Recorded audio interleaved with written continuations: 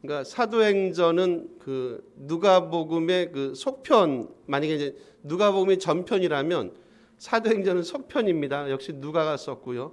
누가복음 이후에 이제 쓴 글의 내용이 말씀이 사도행전이고요. 그러니까 누가복음은 이제 예수님께서 어떻게 그 땅에서 3년 동안 사역하시고 그리고 이제 일하시고 고난 받으시고 죽고 부활하신 승천까지죠. 마지막까지의 내용을 이제 으로 끝났다면 사도행전은 이제 그 일을 위임하시는 거예요. 누구에게 위임하시겠습니까? 당연히 제자들이겠죠. 그리고 여전히 남아있는 이 땅의 백성들, 뭐 우리 교인들일 수 있죠. 지금도 여전히 우리에게 위임하셨던 일들을 지금 사도행전을 통해서 저희가 이제 볼 수 있습니다.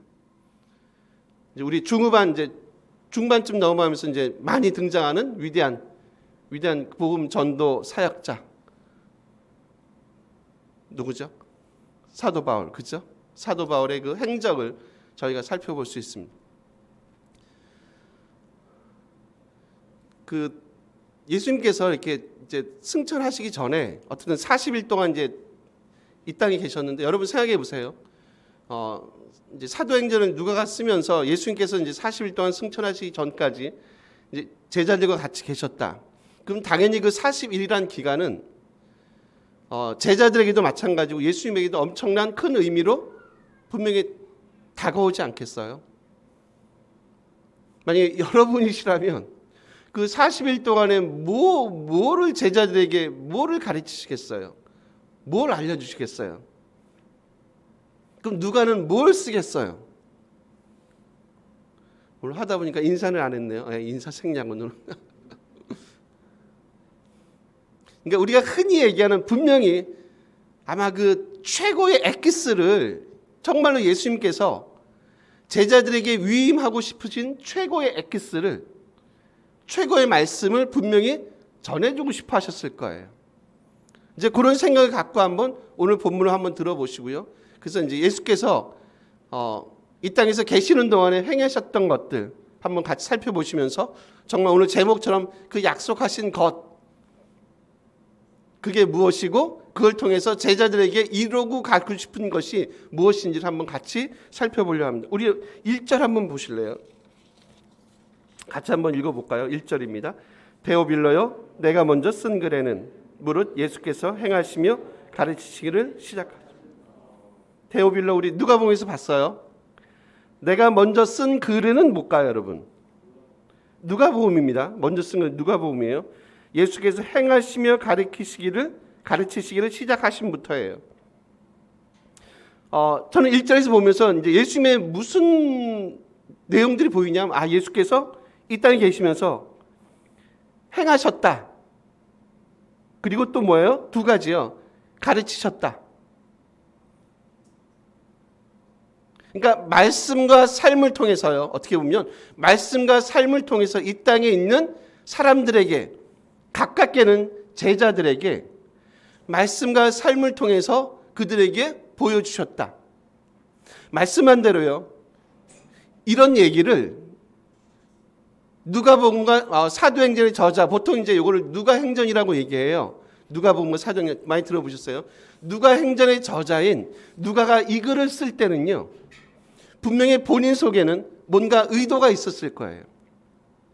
예수께서는 이 땅에서 말씀과 삶으로 사람들에게 마땅히 해야 될 일을 보이셨다. 제가 말씀했어요. 사도행전은 이제 예수께서 떠나가시면서 당신의 제자들에게 맡기신 위임하신 내용이에요. 그 전에 먼저 한번 확인시켜 두고 싶은 게예요. 그게 뭐냐면 예수께서 이 땅에서 말씀과 삶으로 살아가셨다. 야, 너희도 좀 이런 삶을 살아가야 되지 않을까? 뭘로요? 말씀과 삶으로. 마치 누구처럼요? 너희의 스승님, 너희의 구세주. 마치 그분처럼 너희들도 이 땅에서 말씀과 삶으로 이 땅에서 당연히 부르심 받은 제자의 삶을 살아가는 게 맞지 않겠냐라는 것을 마지막 가시기 전에 제자들에게 권면하시는 거 혹시 아닐까요, 여러분? 말씀한 대로 이제 얼마 남지 않으셨어요. 승천하실 거예요. 40일 동안 계실 거예요. 그러시면서 가장 당신이 강조하고 싶은 것을 분명히 제자들에게 맡기실 거예요. 제자들에게 당부하셨을 거예요. 그게 뭐야? 야, 너희들 이 땅에서 진정한 하나님의 백성의 삶을, 진정한 성도의 삶을, 내지는 진정한 제자의 삶을 말씀과 삶으로 녹아내서 살아갔으면 좋겠다. 그래서 너희를 보고 많은 사람들이 예수께로 돌아오는, 하나님께로 돌아오는 그런 일들이 정말 많이 있었으면 좋겠다.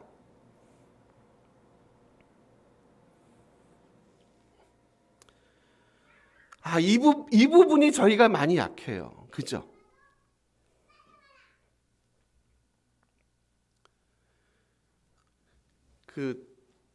한 세미나를 제가 한번 들어봤는데요.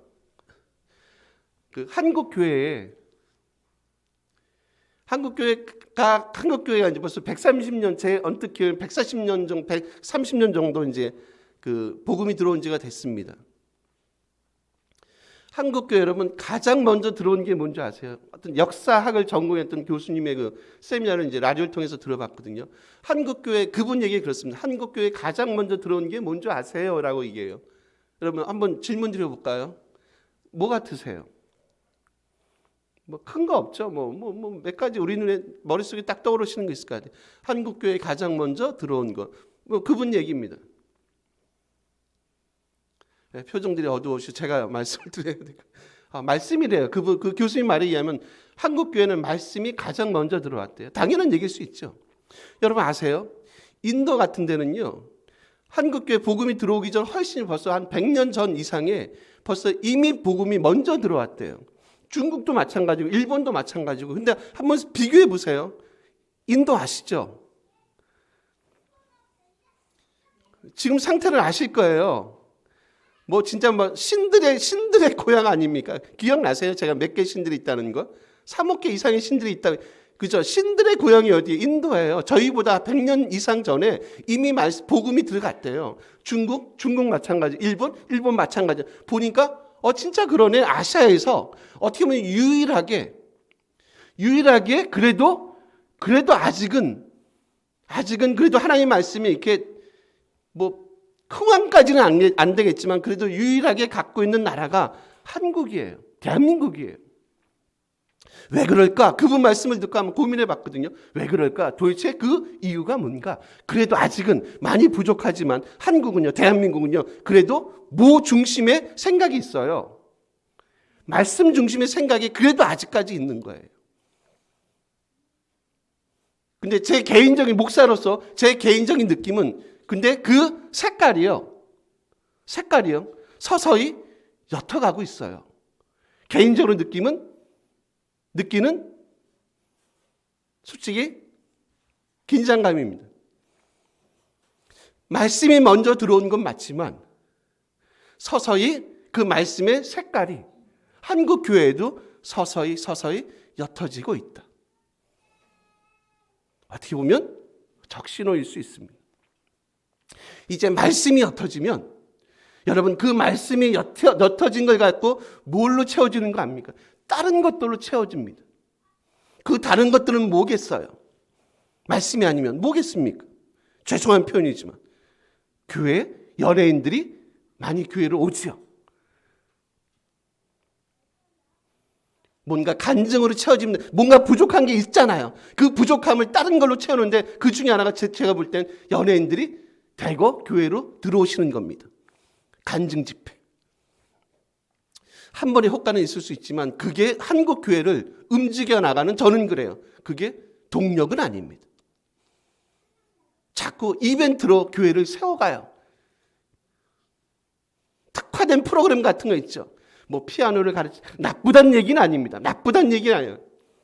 피아노를 가르칩니다. 바이올린 가르칩니다. 영어를 가르쳐요. 중국어를 가르쳐요. 나쁘다는 얘기는 아니지만 그렇지만 분명히 순서는 지켜야 되잖아요. 구두를 신고 나서 그 위에 양말을 신을 수는 없잖아요. 양말 신고 그 위에 신발을 신든지 구두를 신는 그거 맞지 않아요. 그런 것조차도 먼저 어디에 건의하래요? 하나님의 말씀의 건의 아래 무릎을 꿇는 게 맞고, 그걸 통해서 우리가 말씀을 가지고 이 땅에서 살아내는 것, 마치 주님께서 그런 삶을 사셨듯이 이 땅에서 우리가 살아내는 삶을 살아가는 것, 그러면 우리가 땅끝까지 이르러 주님의 증인의 역할을 감당하는데 부족함이 없는 자들로 너희가 설 거야. 오늘 본문에 그 얘기를 하기 위해서 처음 1절에 딱 등장시킨 게 뭐예요? 예수님께서 이 땅에서 삶과 말씀으로 이 땅에서 그들에게 하나님 나라의 일을 전파하셨어. 나는 너희도 이런 삶을 살았으면 좋겠어. 다른 것들로 말씀을 땜빵하려고 하지 마라.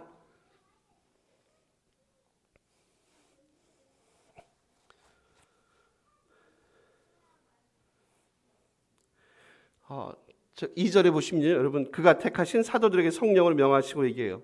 택하다는 단어를 소개해 드릴까요?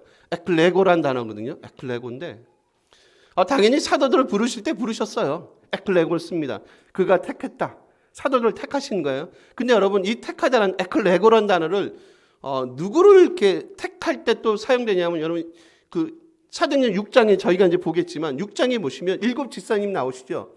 스데반, 빌립 쭉 7 집사님 나오시죠. 역시 그분들을 택했습니다라고 쓸 때도 이 동일한 단어를 사용해요. 에클레고라는 단어를 사용합니다. 그리고 저희가 누가복음 봤어요. 누가복음에서 여러분 변화산 기억나세요? 그쪽에 보시면 하늘에서 음성이 나서, 야, 이는 내 사랑하는 아들이고 내가 그를 택했다라고 얘기해요. 하나님께서 내 사랑하는 아들이다, 내가 그를 택했다라고 할 때도 동일한 단어를 사용해요. 제가 드리고 싶은 말씀은 뭐냐면, 저와 여러분을 택했다고 얘기할 때는 단순히 여러분 이렇게 생각하지 마세요. 당신은 목회자니까 그 증인의 삶을 감당해야지, 그게 당신의 잡 아니야? 라고만 생각하지 말라는 거예요. 그 얘기를 좀 드리고 싶어요, 여러분. 이건 우리의 사역들이에요. 7 집사님도 역시 동일하게 뭐했다? 그분도 택했어요. 누구도 택했어요. 12 사도도 택했어요. 누구도 택했어요. 주님, 하나님의 아들이신 그분도 택했어요. 저는 이렇게 봐요. 이 셋의 결이 다르지 않다. 주님의 택하심이 다르시고, 사도들의 택하심이 다르시고, 집사님들의 택하심이 다르시고, 다른 결을 가지고 본문이 성령이 얘기하고 있다라고 저는 보지 않거든요. 저와 여러분을 부르셨던 그 부르심이, 주님을 부르셨던 하나님의 그 부르심이 결코 다르지 않습니다. 직분에 상관없이 우리는 이런 자들로 부르심을 받았습니다. 그것 때문에 저희가 구원받은 거 아니에요.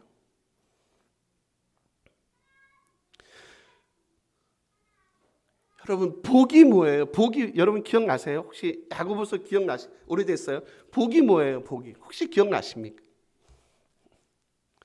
제가 요즘에 이제 신학교에서 이제 야고보서를 가르치는데 다시 한번 저는 이제 이게 저도 많이 금방 까먹어. 다시 보니까 이랬구나. 거기서 복이 기억이 나시면 감사한데, 복이 2개 단어로 쓰여요. 2개 단어. 그러니까 헬라어 단어가 다르게 사용돼요, 여러분.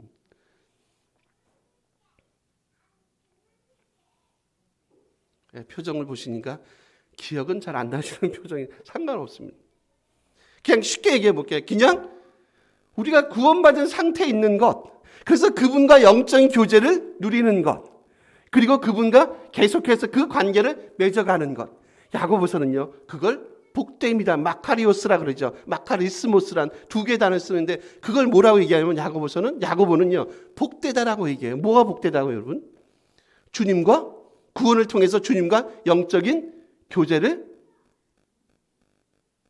누리면서 살아가는 것, 그것으로 인한 늘 영적인 즐거움 가운데 거하는 것. 여기에 보니까 어떤 물질이나 어떤 소유의 개념이 별로 없어요. 그렇구나.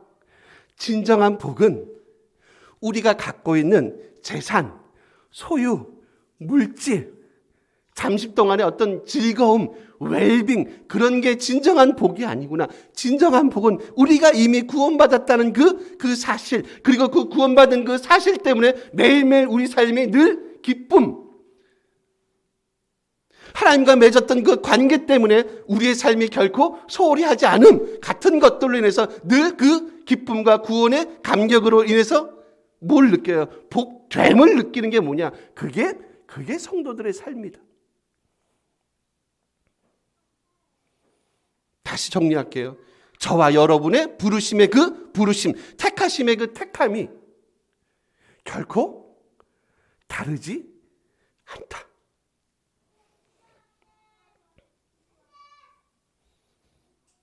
이게 우리에게 짐으로 오는 게 아니라, 짐으로 오는 게 아니라요, 이게 우리 삶의 감사와 기쁨으로 오는 것. 여러분에게 뭐 매일 나가서 전도하세요, 뭐 그런 얘기 하는 거 아니에요. 그냥 삶으로 녹여내세요, 여러분. 자, 한 번씩 말씀드리잖아요. 여러분이 계시는 그 삶의 현장들이 있잖아요. 만나시는 분들 계시잖아요. 가족이 됐든, 같은 회사 동료, 직장인이 됐든, 친구가 됐든, 누가 됐든, 그분들에게 여러분의 삶으로 녹여내십시오. 뭐 맨날 전도지 들고 나가서 편하게 교회 다니세요. 저도 그렇게 하고 싶죠. 저도 그렇게 못하지만 그렇게 안 하셔도 돼요. 꼭 그것만이 문제가 아니라 그냥 여러분이 서 계신 그 삶의 그 현장에서 내가 하나님의 택하심 받은 사도 같은, 주님 같은, 일곱 집사 같은 그런 삶을 내가 살아가겠습니다 라고 하는 그 결단들이 우리 삶에 필요하지 않겠어요? 여러분 왜 그런지 아세요? 지금 3절 한번 다시 한번 보실래요? 이거 한번 읽어볼까요? 한번 읽어주세요. 그가 고난받으신 후에 또한 그들에게 확실한 많은 증거로 친히 살아계심을 나타내사 40일 동안 그들에게 보이시며 하나님 나라의 일을 40일 동안 주님과 같이 계셨잖아요. 그죠? 있었잖아요. 제자들이. 그럼 생각해 보세요. 아까 말씀한 대로 이렇게 보시면 돼요. 그냥 예수께서 지금까지 당신의 그 모든 말씀과 가르침을 총 복습, 요약, 정리하셨어요. 소위 말하는 집중 교육을 시키셨을 거 아닙니까? 그렇잖아요. 이제 40일만 지나시면 승천하실 거 아니에요. 그러면 그 40일 동안에 예수께서 제자들에게 무슨 말씀을 전했겠어요? 맨날 날씨 얘기만 했겠어요? 맨날 안부만 물어봤겠어요? 40일 동안 내내? 그렇지 않을 거 아닙니까? 그 핵심 내용이 뭐예요? 뭘 가르치세요? 3절 뒤에 보실까요? 하나님 나라의 일을 말씀하시잖아요. 결국 예수님께서 당신의 제자들에게 원하시는 건 뭐예요? 야, 너희가 하나님 나라의 일을 증거하는 증인으로서 삶을 좀 살아갔으면 좋겠어. 여러분, 우리 하나 확인시켜 드릴게요. 우리 뒤에 한번 거의 맨 마지막 2절 앞이에요. 28장이에요. 맨 마지막 절이구나. 제가 잠깐. 맨 마지막 절입니다. 28장 31절입니다. 한번 같이 한번 읽어볼까요? 읽습니다. 하나님의 나라를 전파하며 주 예수 그리스도에 관한 모든 것을 담대하게 거침없이 가르치더라. 뭘 전파합니까? 하나님의 나라. 1장 3절 뭐예요? 예수께서 뭐라고 얘기합니까? 하나님의 나라 일을 말씀하시니. 제자들에게요. 지금 이 31절은 누가 얘기하는 겁니까? 사도 바울, 그리고 사도 바울을 포함한 사도들도 포함될 수 있겠죠. 결국 사도행전이 주는 가장 핵심 내용, 핵심 말씀은 뭐라는 거예요? 뭐예요? 하나님 나라입니다. 그러니까 사도들은, 그리고 또 다른 집사님들은 뭘 위해서 부르심 받았으면 알 수 있어요. 하나님 나라의 복음의 증인의 삶을 살아가도록 부르심을 받았음을 저희가 보고 알 수 있잖아요.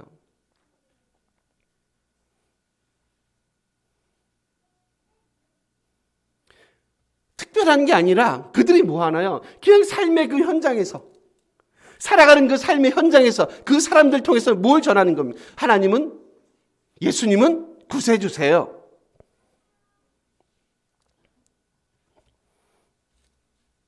저는 이제 그런 생각이 드는 거예요. 이제 저희도 이제 학생 때, 여러분도 이제 마찬가지셨겠지만, 저도 이제 학교 다닐 때 학원이라는 데를 다녔거든요. 과외는 별로 해본 기억이 없는데, 학원 다니면 저는 그때 어렸을 때니까 학원 다니면 공부 다 잘하는 줄 알았어요. 여러분 아시죠? 죄송합니다. 우리 좀 물론 전교 1등도 학원 다니겠지만 전교에서 제일 마지막에 계신 우리 학생들도 학원 다니잖아요. 그죠? 아마 누구나 다닐 것 같아. 근데 왜 이렇게 결과가 다르게 나오지? 지난주 기억나세요? 호랑이하고 사자가 싸우면 누가 이깁니까? 배고픈 놈이 이긴다고 얘기했어요. 똑같이 학원을 다니는데요. 똑같이 교회에 나오는데 똑같은 교회인데 분명히 차이는 있잖아요. 차이는 있어요. 왜 그러지?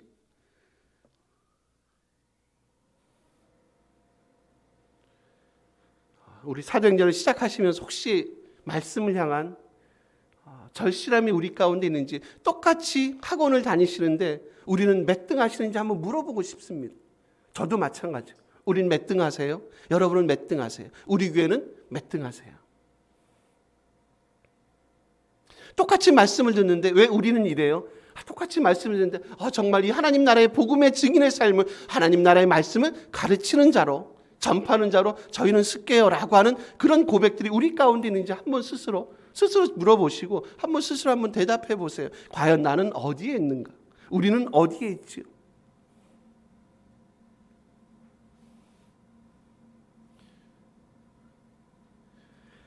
요건 제가 다음 주 할 건데 여러분 6절 한번 보세요.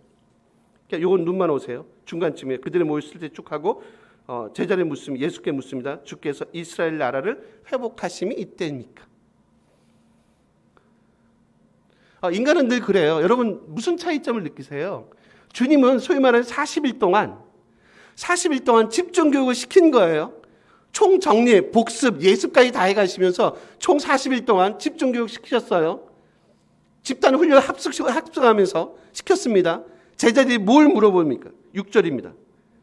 이스라엘 나라를 회복하심이, 그들의 관심은 어디 있어요? 예수님의, 주님의 관심은 어디 있어요? 하나님 나라예요. 제자들의 관심은 어디 있어요? 세상 나라예요. 이 좁혀지지 않는 간격.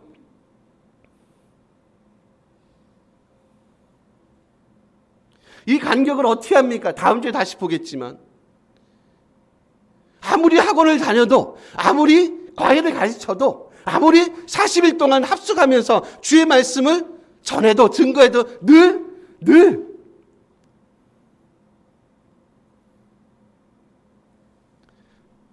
오해하는, 내지는 이해하지 못하는 이 제자들의 마음들.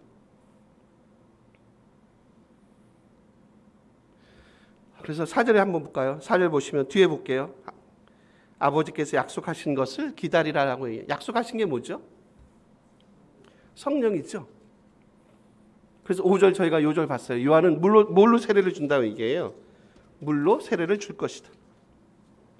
그 얘기는 뭐냐면 밥티조라 그러죠. 세례 주다 밥티조. 이렇게 물에 푹 잠기는 거죠. 원래 뜻 자체는 물에 푹 잠기는 거 내지는 물로 씻다라는 의미가 있거든요. 요한이 줬던 세례, 물 세례 있잖아요. 물로 푹 잠기는 세례. 이거는 사실상 한 인간의 삶을 온전하게 변화시키지 못하는 예비적이고 불완전한 모습을 저희들에게 보여줘요. 이제 뭐 갖고 안 돼요? 그거 갖고 안 돼요. 물에만 잠기지 말고요.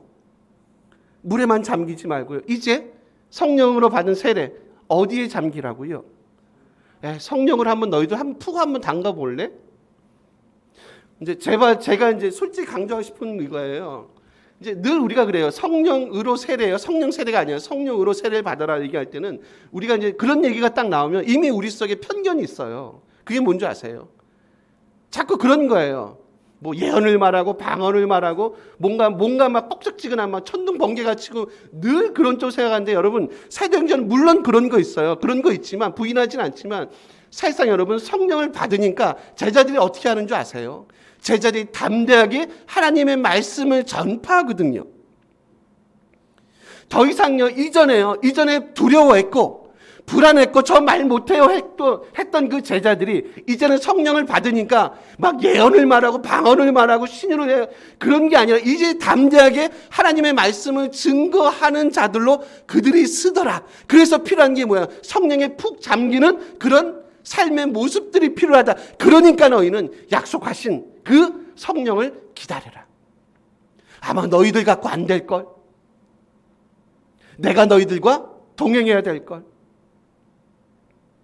너희들 여전히 많이 부족하잖아. 봐봐, 여기 앞에만 봐봐. 너희들의 관심은 어디 있어? 세상 나라잖아. 그래서 너희가 땅끝까지 주의 증인의 역할을 감당할 수 있겠어? 안 될걸? 어디에 잠기시라고요? 성령에 푹 잠기시는 겁니다. 그랬더니 나오는 결과물들이 뭐예요? 세상 앞에 우리가 당당하게 외칠 수 있는 거예요. 우리의 관심이 바뀌는 거예요. 세상 나라에서 어디로요? 하나님의 나라로. 우리의 관심이 바뀌는 건 뭐에 의해서 가능하다고요? 유한의 물 세례가 아니라 주께서 주시는 그 성령으로 세례를 받는 그 일들을 통해서만, 이것들을 통해서만 가능케 됨을 오늘 본문이 우리에게 말씀하고 있어요.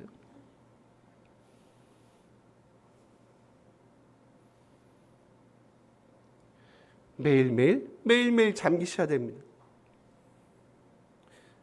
제가 시절을 보진 않았지만 아마 이렇게 얘기할 때는 단순 과거로 쓰지 않을까. 이미 과거에 한번 담궜어. 과거에 한번 목욕했어. 그 다음에는 때 안 묻나요? 그러지 않을까요? 아마 시제로 썼으면 제가 볼 때는 미완료 시제를 썼을 것 같아요. 계속해서 지속적으로 내지는 완료형, 분사형으로 ing 계속해서 너희들은 성령의 능력에 의해서 잠기는 삶이 필요해. 오늘도 필요하고요. 어제도 필요하셨고요. 그리고 내일도 필요하실 거예요. 언제까지요? 주님 오시는 그날까지 이런 몸부림들이 우리 가운데 필요하지 않겠어요? 다시 말씀드릴게요. 학원 다니신다고 다 공부 잘하지 않더라고요. 교회 나오신다고 다 믿음이 좋지 않더라고요. 죄송합니다. 목사인 저도 마찬가지입니다. 저도 몸부림칩니다. 저를 잘하니까. 내 안에 얼마나 죄성이 많은지 저도 저를 잘하니까.